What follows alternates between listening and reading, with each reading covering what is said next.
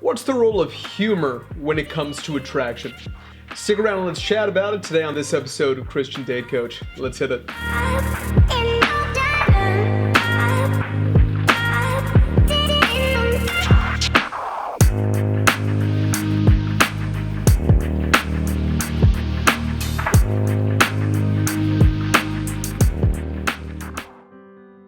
Hi there everyone, my name is drphoenixsingh and I want to warmly welcome you to this episode of Christian Date Coach.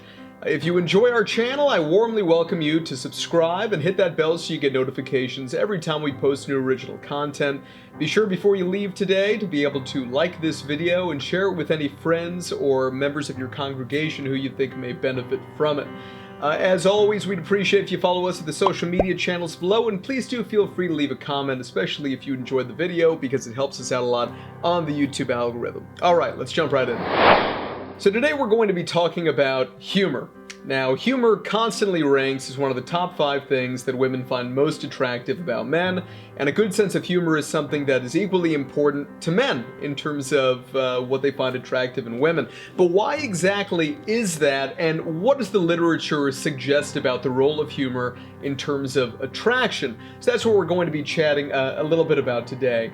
So in terms of the overall picture here, okay, is that women laugh at men that they're attracted to, and men are attracted to women who laugh at them, okay? When men say that they like a woman who has a good sense of humor, practically speaking, what they mean is that they like a woman who laughs at their jokes, okay?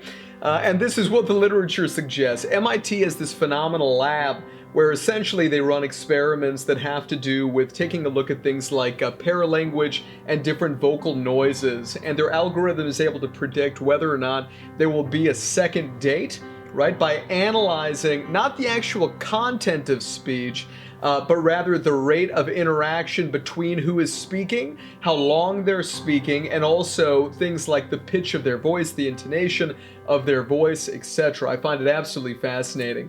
And laughter is something that is a fantastic predictor of whether or not there's going to be a second date after an initial interaction. Now, there's a lot of talk about this. There's a lot of controversy behind it, even kind of in the stand-up comedy world, right? Because there are people, and you can think about somebody like Christopher Hitchens, for example. If you don't know who he is, feel free to give a Google. But Christopher Hitchens was a believer, and there's a whole group of people who believe that women essentially don't have to be funny. Right now, why would anybody say that? And the idea is that it has to do with the demonstration of higher value, that men essentially have to learn to be funny in order to attract a woman, to demonstrate higher value, right? Versus women essentially don't have to do that in the same way towards men. So that is one camp of individuals, that's what they believe. And obviously you have another camp who, talks about, some pretty phenomenal female stand-up comics. I had the pleasure of opening for Lisa Lampanelli back in the day. When I was in college, still was a college student, and I think she's absolutely hilarious. So whichever camp you fall into, though, you have to think about certain personality differences. And when I say personality, what I mean is the combination of two things. Think about personality like an equation, which is basically your temperament, which is basically it's biologically based composition, right? Your central nervous system, how is it biologically developed, right? In utero, when you're born, right? And this is why there's really 3 kinds of temperament, right? So there's an easy temperament. You're easy to feed as a baby. You smile a lot. You're easy to soothe when you're upset. You got difficult babies who are the exact opposite. And then you've got slow to warm up babies, who, after a while, they'll kind of warm up to you after you're around them for long enough, or interacting enough with them. And I'm sure that all of us as adults know people who are just like that now when they're grown, right? So temperament is one piece, and if you add to temperament experience, that is what personality is equivalent to. And there's a lot of different personality tests that are out there. Literally, many, many hundreds, right? Underlying most of them, though, is this thing called the Big Five personality traits. And you'll hear a lot of people talk about the Big Five these days, right? In terms of personality theory. And essentially, the Big Five dimensions of personality, the 5 factors that you end up finding, are things like extroversion, neuroticism, conscientiousness. You've got openness, willingness to experience, and you've got agreeableness. So those are kind of the big five. And there are definite differences between the sexes across these five. Now, for some of these different terms, in terms of the different dimensions of personality, I think my personal opinion on it is that the terminology is unfortunate. So, for example, if I think about something like conscientiousness, some people mix it up with other terms, right? So it's like, oh, like is it something to do with like being conscious, or does it have something to do with, are you empathic or not? But conscientiousness, you can think about it as basically being kind of hardworking, diligence, grit. All these things load onto this factor of conscientiousness, or something like neuroticism. A lot of people, they really don't like this term neurotic. And if somebody were to describe you as neurotic, you wouldn't be like, oh, thanks, I appreciate it, right? But neuroticism here, we're much more talking about a general personality factor dimension that has to do with negative emotionality to an extent, because people high in neuroticism usually are also low in positive emotion or lower in positive emotion, versus individuals who are higher in extroversion or higher in positive emotion, right? But in essence, what happens is that people who are highly neurotic are highly, highly focused on details, right? And they're very, very detail-oriented. In terms of people that I've employed in my past companies, I've always wanted people who are high in neuroticism and also who are high in conscientiousness. They make phenomenal academics. Just absolutely phenomenal academics. Now, when it comes to some of these things, think about it like a balloon. Usually, if people are, better at something, then there's something else or whatever that maybe is underdeveloped. And this happens for all human beings at the end of the day. And everything is a double-edged sword, right? Every single benefit has a drawback to it as well. So when it comes to personality traits, that's certainly true. But one of the big five is agreeableness, right? And agreeableness has to do with, again, a lot of things. And a lot of people misunderstand it and say, wait, I'm not a person pleaser. I don't let people walk all over me. That means that I'm not just a high agreeableness person. I don't want you to think about agreeableness like that. I want you to think about agreeableness in terms of what is your primary mode of dealing with conflict in life, in terms of going through life. Does it more have to do with kind of competition or collaboration, right? Competition, right, is more being disagreeable. You don't show emotionality as often, for example, especially positive emotionality. You tend to keep your emotions a little bit closer to the chest, etc. It has also to do with things like aggression, etc. A lot of things load onto low agreeableness levels. High agreeableness essentially means that your primary method of getting through life has to do with collaboration, to working with other people rather than against them to be able to meet your goals, okay? And what we see is that at the aggregate level, women are statistically significantly more agreeable than men in the aggregate. Now remember, as we talked about in the introduction to this channel, if you haven't watched that yet, please do feel free to check it out on our channel intro page. But one of the things that we talk about in that intro video is that there are distinct differences between men and women, but the intrinsic value of men and women is identical. And we also talk about how important it is to understand that we talk on this channel about aggregate level statistical differences. We don't talk about you specifically, right? So you could be a very highly agreeable man, and you can be a very disagreeable, so a low agreeableness woman. Right? And it doesn't mean that the aggregate level of things isn't true. It just means that you're a wonderfully, beautifully unique individual, just like everyone is, right? So we're talking about group level differences though, okay? And at the end of the day, men and women are certainly more alike than they are different, right? But at the extremes is where we really see things to start to get more pronounced, okay? So, and we can see this even before we essentially have what's called individuation, which is when we as human beings, as infants, are able to individuate ourselves from our environment and just recognize that we are separate human beings. So for example, there's this thing called the rouge test, where if you take kind of makeup, right, rouge, and you put it on a baby's nose and you put it in front of a mirror. Initially, first couple of years, they'll look at it and they'll usually laugh. Right? And the reason they laugh is that they don't realize that that's them in the mirror. They can't separate themselves from their environment, and because of that, they look and they laugh. They say, oh, look at this silliness, right? Then all of a sudden they get to a certain age where they do individuate, and all of a sudden, instead of laughing, they have a shame reaction.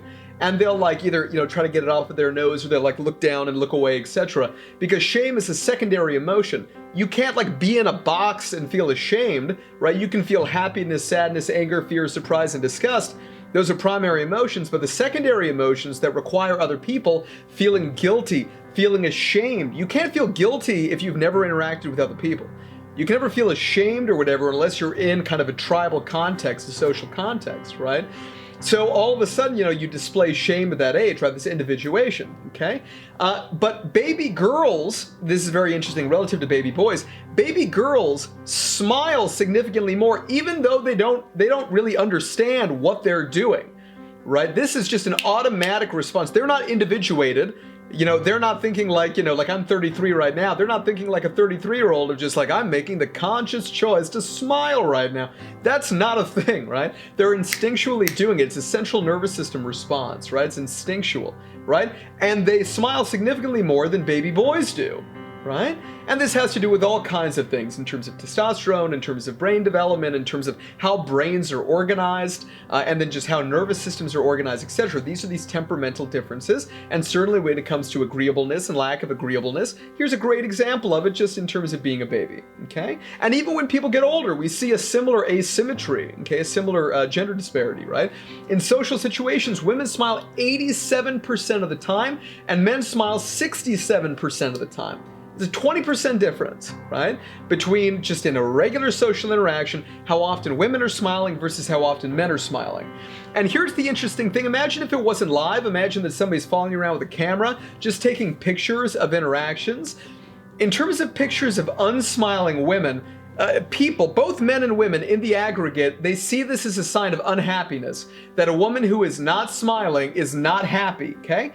But pictures of men who are not smiling, it's not seen as unhappiness, it's seen as a sign of dominance, right?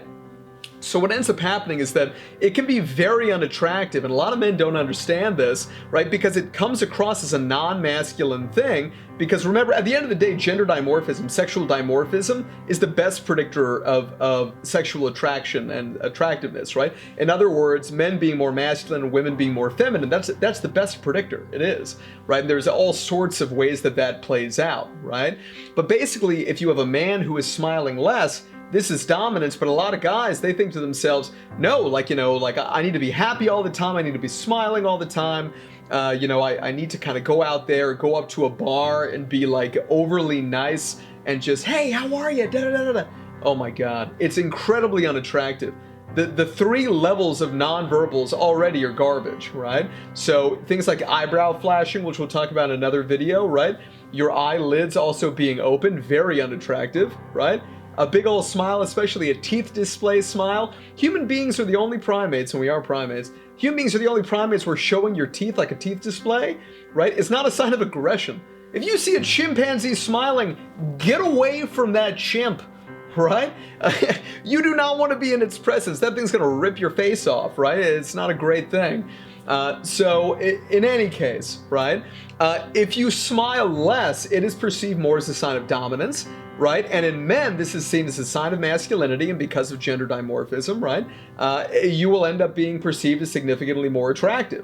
Now, a lot of people don't want to believe that, or they'll take it and they'll run with the current cultural context, which is, well, you know, men need to be more emotionally open, and, you know, men who don't smile, you know, then they're not emotionally open. And it's ironically like shaming men for this biological disparity that we even see in infants. And, you know, little boys and little girls who are babies don't know that they're boys and girls, right? They don't have that level of conscious thought yet. They certainly don't have internal speech, etc. That develops later on down the line.